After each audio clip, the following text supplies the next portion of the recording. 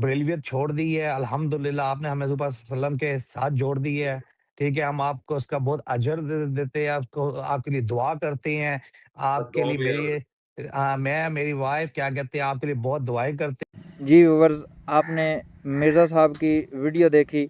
اپنے شاگرد رشید کے ساتھ بات کر رہے ہیں، اور شاگرد رشید کیا فرما رہا ہے کہ آپ نے ہمیں جو ہے نا سیدھا راستہ دکھایا، آپ نے فلاں کیا، آپ نے فلاں کیا، ہم سب آپ کو اس کا اجر دیتے ہیں۔ تو مرزا صاحب خاموش ہیں اس بات پر، مرزا صاحب نے ٹوکا ہی نہیں، مرزا صاحب نے ان کو منع ہی نہیں کیا، بھائی جان آپ اجر نہیں دے سکتے، اجر دینے والی ذات صرف ایک اللہ کی ہے۔ اب مرزا صاحب کے کاغذوں میں مرزا صاحب کا شاگرد مرزا صاحب کو اجر دے سکتے ہیں، حالانکہ اجر صرف اللہ تعالیٰ کی ذات دیتی ہے۔ مرزا صاحب کے اصول کے مطابق مرزا صاحب نے خاموشی اختیار کی ہے، تو یعنی مرزا صاحب نے اپنے اصول کے مطابق اس کی بات کی تائید کر لی ہے۔ چونکہ مرزا صاحب نے اس بات کو مان لیا، اس بات کی تائید کر لی ہے کہ بھائی جان شاگرد رشید بھی جو ہے نا اجر دے سکتا ہے، کیونکہ مرزا صاحب کی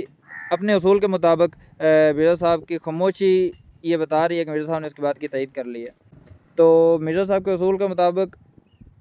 اللہ کے سوا بھی لوگ بھی اجر دے سکتے ہیں،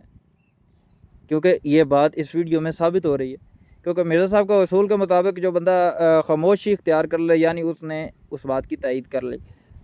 اب اس کا جواب مجھے مرزا صاحب کے اسٹوڈنٹ دیں گے کہ مرزا صاحب نے صحیح کیا یا نہیں صحیح کیا،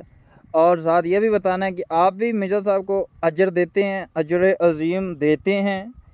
اگر دیتے ہیں تو کمنٹ میں بتائیں، کیونکہ کمنٹ میں ویسے تو مرزا کے شاگردوں کو آ کر پڑھنے کا بننے کا بہت شوق ہے، اب آپ اس کے بارے میں تھوڑا سا کمنٹ میں آ کر بتائیں کہ